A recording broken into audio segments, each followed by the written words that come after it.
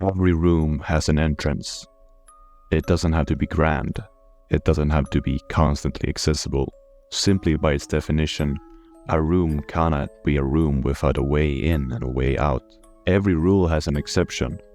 I've seen the exception to this one, deep within my house. So deep, in fact, that I have absolutely no idea where exactly this room is. But I know it's nearby. I've heard people inside and I've been in myself. Between me and my sister, my parents have 2 daughters. I was the last to get my own place, despite being the eldest by a year. My encounter with the room occurred only a few days after moving in. I wasn't doing anything in particular. I was just walking down the stairs, a really mundane activity that we don't even think about. A means from point A to point B. But what happens when point C gets in between? When we stop paying attention to where we are going, where do we end up? Each step creaked gently below my feet, something that doesn't bother me, but it seemed particularly louder than usual on this occasion. Perhaps it took more than my attention than I realized, because on that final step, I tripped. But not enough to hit the floor, just enough to stumble and lose my balance. As I caught myself from my momentary fall, the house saw my temporary lack of concentration. The room changed. Walls of an off-white color surrounded me, with most of the paint cracking and flaking away with age. The floorboards were visible and rough. Even through my socks I could feel the points of wood painfully pressing my skin. The air felt thick to breathe. A musty, dusty smell filled my lungs. The room was very bright, but was missing a specific light source. In one corner, an old mattress had claimed enough dust to be unsleepable. Even if clean, it didn't appear very comfortable. Needless to say, I was more than confused. My mind instinctively wanted to trace my steps, despite the fact that I couldn't have possibly gotten lost. This was my home, with one staircase. I turned around to go back. It took this long for me to catch on to the fact that the stairs were no longer there. In their place, nothing. Less than nothing even. There was no evidence of any way in or out. Not even any windows or stairs, certainly no doors. At this point, my claustrophobia began to set in. My mind had stopped searching for an explanation and was now only set on finding a way out. This was an impossible feat, caused by an equally improbable room. I felt my heart rate rise and I dropped to the floor. Time felt like it was moving slowly. Every corner of my thought was focused on only one thing: the walls around me. They may not have been closing in, but my fears were. As my knees hit the floor, they felt soft. They had landed on a gentle, almost woolly material. As my vision focused and my racing mind calmed down, I realized I was in my hallway again. Sunlight beamed in through the window, reminding me that I was free to leave at any time. I immediately went on a walk. I needed to feel the outside air. I didn't tell anyone about this at the time. In all honesty, I let it slowly sink into the back of my mind. After just a few days, I no longer thought of it. I hadn't forgotten. How could I ever forget something like that? I just simply pushed it away. I was until my sister found a room. Just 5 days after my encounter, she dropped by to visit and see the house for the first time. I told her I'd give her a tour. The house seemed to take that liberty for me. I specifically remembered being in my bedroom, upstairs, cleaning some things away. She always had to clean her bedroom as a kid, and part of me just wanted her to notice that I was more mature now and that I lived alone. I wasn't being loud. I would have easily heard the door if someone had knocked. I'm sure of it. But I never heard a knock. I heard a scream. It didn't echo through the house. It seemed to crawl up through the walls as a muffled noise. All around, her scream, even as I ran downstairs. "Help!" I heard her cry. "Where are you?" She sounded terrified. "Where are you?" I yelled back, repeating her question. I realized now that this wasn't helpful, and I never even answered her, but in panic of the moment I just wanted to find her. Somehow, even on the ground floor, her voice seemed just as distant as it was upstairs. I opened the front door and stepped into the garden, and only then did the sound seem to change. It was clearly coming from within the house. I turned back around, yet as I entered the hallway I bumped into my sister. We grabbed each other. Where the fuck was I? The question alone caused my mind to think back to my experience. I pulled away from her hug, now feeling equally as shaky. A room with no doors? Her silence spoke for her. She had seen it too. She began to explain. "You wasn't answering the doors, so I let myself in, and I thought the place looked strange, but I thought nothing of it." Another example of being unaware of your surroundings. As I closed the door behind me, it just disappeared. I ran around and then suddenly I bumped into you. And the room was just gone. We sat down and I told her about my experience. We told our parents. I felt more confident in telling people. Long mattered, but obviously they just saw it as some weird ghost story.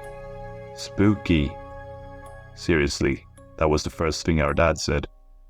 The dramatic events were simply by their nature of their absurdity, nothing more than a tale. His tone changed when he came to this just a few days later. It didn't happen immediately, but it didn't take long. He had been sitting on the sofa with Mom for about half an hour. "Where's the toilet?" "Upstairs, first door you see, it'll be open." I felt slight.